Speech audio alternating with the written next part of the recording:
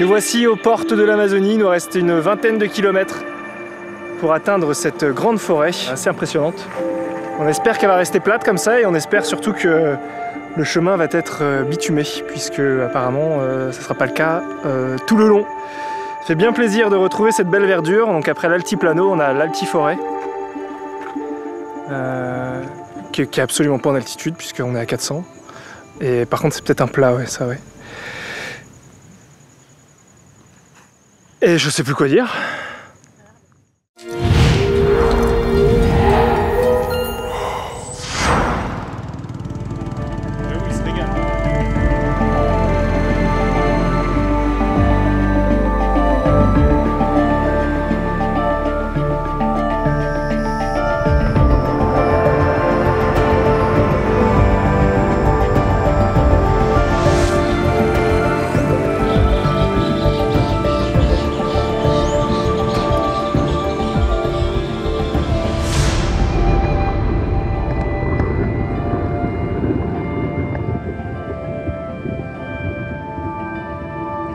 La porte de l'Amazonie est là.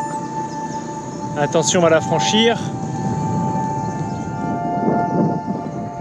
Bienvenue en Amazonie.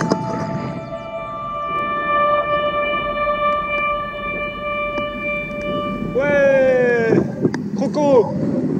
Direction Rourenabaque. Pas facile à dire. Et sur la route, on est mais tranquille, tranquille. Et c'est lié au mouvement politique qu'il y a. Là, en ce moment, il n'y a pas de président en Bolivie. Parce qu'il y a eu la démission du président, et même si sa une de ses vice-présidentes qui a repris le pouvoir, les gens ne sont pas contents de cette reprise et veulent que, certains veulent que le président revienne, quoi. Voilà, nous sommes dans un pays en situation de crise. Donc, il y a une dame qui voulait fouiller nos affaires pour voir si on n'avait pas d'armes, assez bizarre.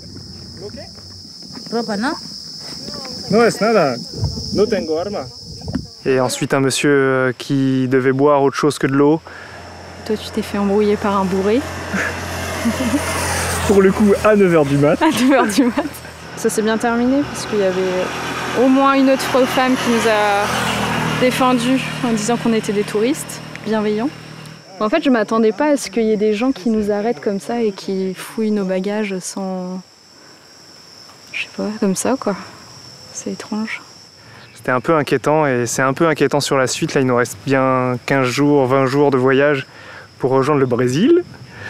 Et on espère que ça va bien se passer et que la situation en Bolivie va se stabiliser parce que du coup, nous, en tant que touristes, on est un peu inquiets.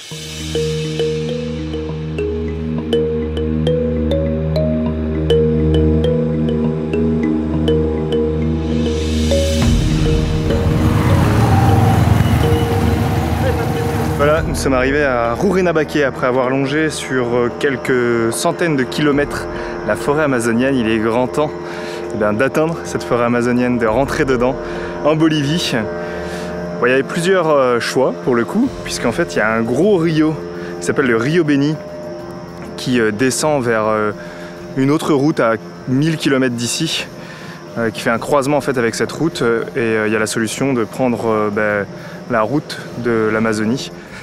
Donc dans cette recherche de pirogue, nous sommes allés naturellement près d'un port de pêche, enfin un port, une embarcation on va dire pour les pêcheurs. Je suis allé un petit peu me balader dans la ville pour essayer de trouver une personne qui puisse nous donner des conseils sur éventuellement un bon plan pour récupérer une pirogue ou sur le chemin de terre pour rejoindre la frontière brésilienne, savoir si c'était dangereux, encore une fois à cause des conflits politiques et même comment est-ce que est le terrain globalement. Et du coup j'ai trouvé un monsieur dans une agence de voyage qui s'appelle Carioca. Ce monsieur était très gentil, il a répondu à beaucoup de mes questions.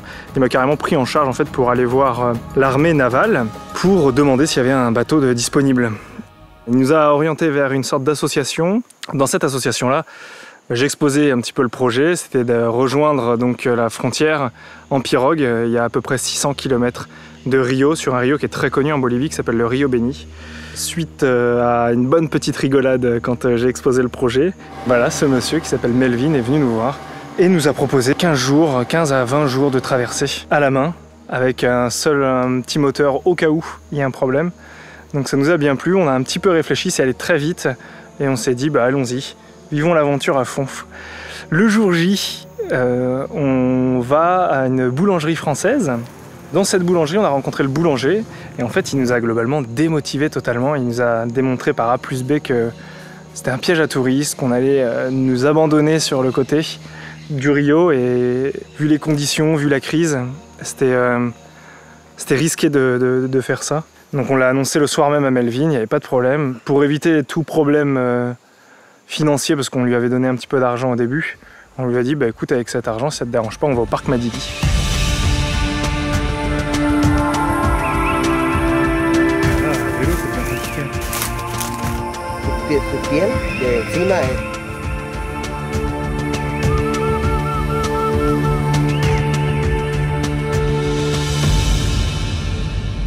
Je recroise notre ami Carioca, le Brésilien, qui essayait de me joindre, essayait de me trouver dans la ville, n'a pas réussi. Et en fait, lui, il avait un autre plan de 2 pêcheurs qui partaient dans cette direction. Et ça s'est fait encore une fois très vite. On a pris le temps de le rencontrer, ce pêcheur, ainsi que son ami, donc Luis et Marco. L'heure a sonné pour nous. Après le parc Madidi, on repart sur l'eau, et cette fois-ci avec les vélos, sur le Rio Beni, à bord d'une pirogue, accompagné de 2 pêcheurs qui nous accueillent avec Maïwen pour parcourir ce Rio. Seconde traversée assez importante, on estime à 5 jours de voyage, pour rejoindre la route vers Cobija, donc c'est la frontière avec le Brésil. On est excité et à la fois un peu peur, parce que ça reste une pirogue, ça reste du bois, et il y a quand même des dangers sur ce Rio. Voilà, c'est parti!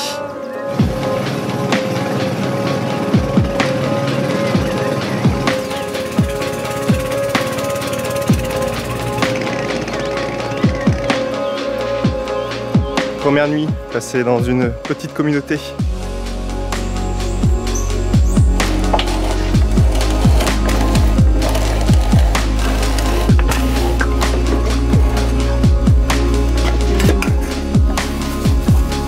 Bueno, gracias.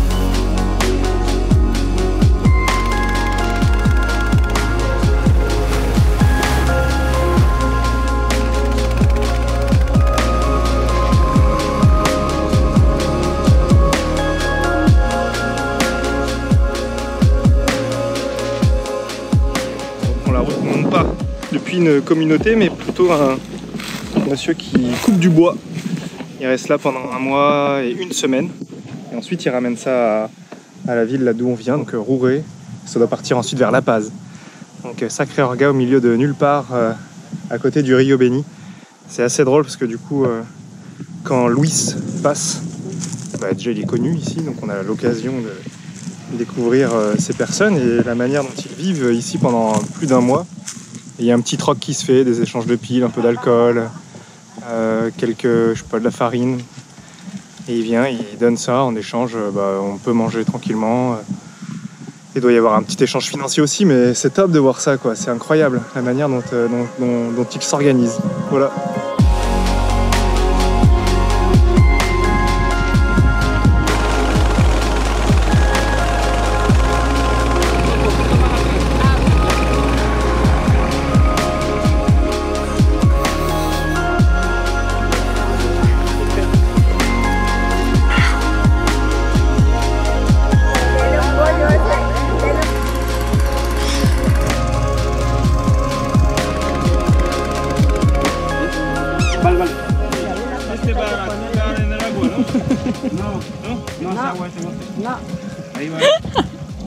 Pourquoi on change de bateau, Maïwen?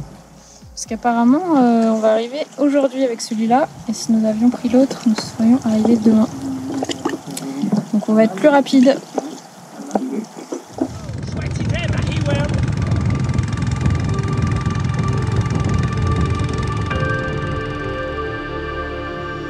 Petit changement de programme, on devait arriver ce soir à Viña. Finalement, la nuit est tombée. C'était un petit peu plus long que prévu. Du coup, on dort sur une plage et nous sommes accompagnés de centaines de moustiques. Bonne nuit.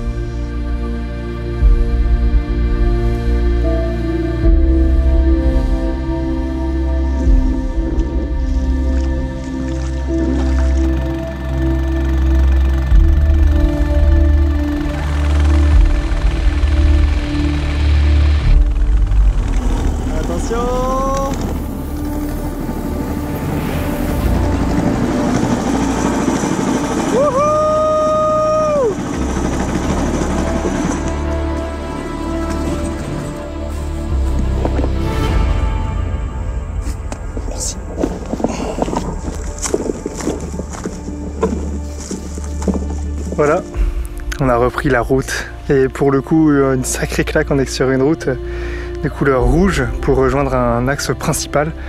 On a quitté après 5 jours de voyage, 6 jours de voyage d'ailleurs, la pirogue, la dernière pirogue après avoir changé 2 fois. On a dit au revoir à notre ami Louis, capitaine du bateau. Et puis on a eu un petit moment d'échange assez long avec la police, situation un peu galère. On s'en est sorti et puis maintenant voilà, direction la frontière brésilienne sur cette belle route.